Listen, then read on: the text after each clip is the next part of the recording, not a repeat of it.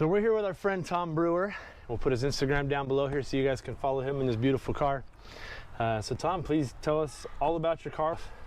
What's up, buddy? What's up? Car started life as a 2017 GT Performance package. That's the only option on it because all I wanted is the big brakes. I didn't want all the other bells and whistles because I'm going to change everything on it because hot rod guys don't leave shit alone. Brakes. Manual transmission because I'm a manual kind of guy. Because you're a man. Yeah, I'm a man.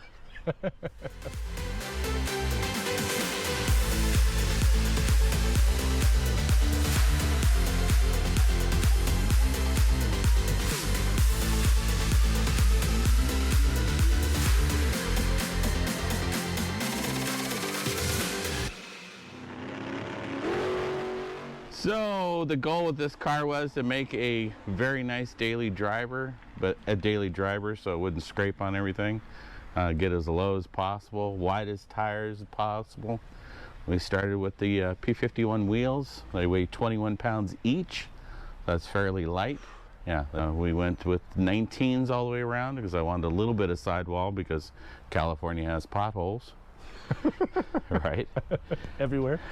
We have 19 by 11s in the rear, 19 by 10s in the front, 295 30 19s in the front, 305 30 19s in the rear, Michelin, the 4S, which is I think is a great daily driver type tire. Springs are iBox Sportline, which takes about 2 inches of ride height. So between sidewall height, springs, we took about 3 inches of height out of the car. It looks good. It looks good. It doesn't scrape unless you go into one of those medieval parking lots with those 4-inch tall Jumps. Speed bumps. Yeah, it'll bump a little bit. I can load my family up in this car or whatever and it will not rub. It's a nice car. Like I said, the goal was a daily driver, but still something you can take it to car shows and not be embarrassed. Inside cloth interior, it's basically all stock. It has a 350R steering wheel because I like that alcantara. That is a beautiful steering wheel. I think that's an upgrade anybody should put on any Mustang. And with alcantara, at least when it's hot outside, the steering wheel is not hot, and when it's cold outside, the steering wheel is not cold. It's usually pretty neutral. So mostly stock interior. I have a Kenwood head unit because I'm old school. I like old school radios and stuff like that because, you know, I'm a middle-aged kind of dude. Never thought I'd own a Mustang. A couple of years prior, my son-in-law had bought a new Mustang. He had a lot of YouTube and Instagram exposure, and one day he says, my daughter goes to me and goes, hey, can you come out here and drive his car and make a couple passes here, whatever? Because we're going to put it on the internet, on Instagram. I'm like, sure, no problem. Never drove one, never thought I'd own one. Like, drove that car. I'm like, hey, kind of like this car. Think I need to buy one. Ultimately, I did. $50,000 later. Right? I'm imagining that must have been a tough transition going from being a hardcore Chevy guy, because I know how they are. They all hate Fords. Right. So that must have been a tough pill to swallow. Like, man, I kind of want a Ford. But I've been very happy with this car, no complaints. So tell us about this beautiful wing on this car. There's not too many outside changes. We have a blank panel on the back because I like to keep them guessing.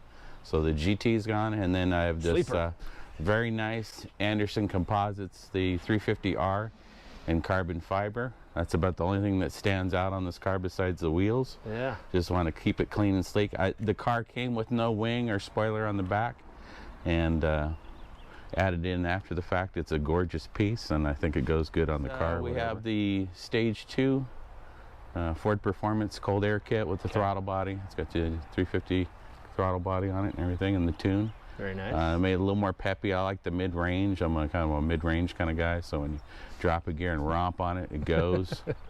So that was the agenda. Is there anything else that you want to do to the car, or are you happy with it as it sits? The shifters on these things suck. That's feels like you're putting a paint stick in a bowl of oatmeal, kind of sloppy. He's over here laughing. This guy knows me too well. I'm trying not to tell too many jokes today. I'm trying to keep it serious. Keep it clean. Keep it Keep clean. it clean. No dirty words.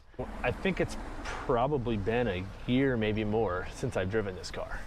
And the last time I drove it, I loved the way that it drove, and the only changes you had made handling-wise, I believe at the time, was just the wheels and tires being a little bit wider and a little stickier than the stock ones.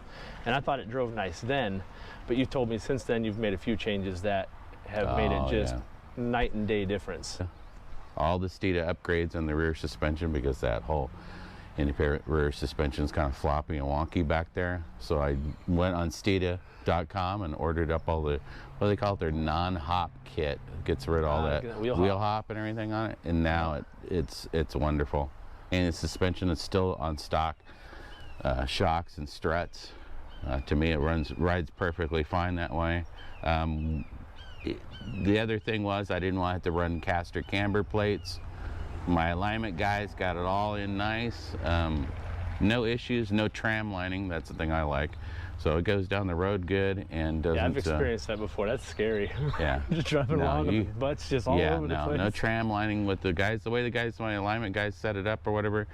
My goals are to get it to wear tires properly and don't tram line. So it goes down the road straight. What was the name of their shop?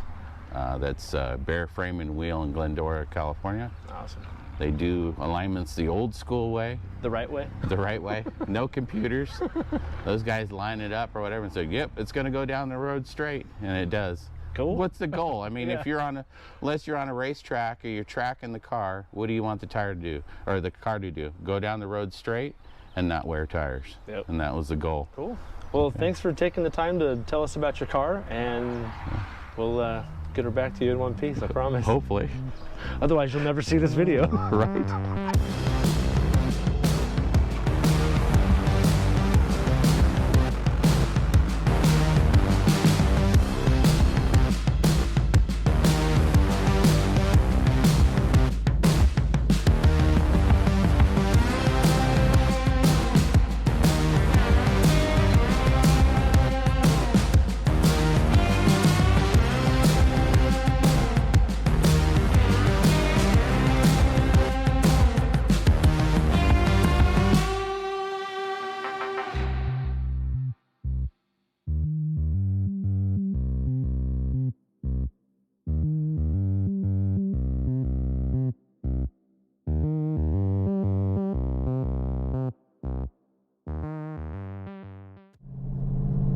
How does this car handle compared to yours? Honestly, the pulls, dude. Like he was saying, you know, it has this mid-range power band, yeah. And I know he has that stage 2 Ford Performance, which is the throttle body and the intake and the tune. And honestly, I was just amazed at how much better it is than my car. Yeah. And just the handling, I was just amazed by the handling, the setup that he has is just, and he did a lot of research. Like he was telling me, he did so much research until he found the perfect way to just get the right stance, get the handling down, and just literally, I guess you can say he's basically got a wheel hop delete, if you want to call it that, by Steeda, which is amazing. So what did you like about the car? What do you like about the car? It just felt really smooth. I mean, I owned a Mustang, same model year as your guys's, and it just felt so different. It felt really just tight and complete and predictable, and you knew what the car was going to do, and it felt very, very predictable is the best way I can describe it. It rode like it was on rails. And then the other thing that I love that we've all done to our Mustangs now because of Tom in this car.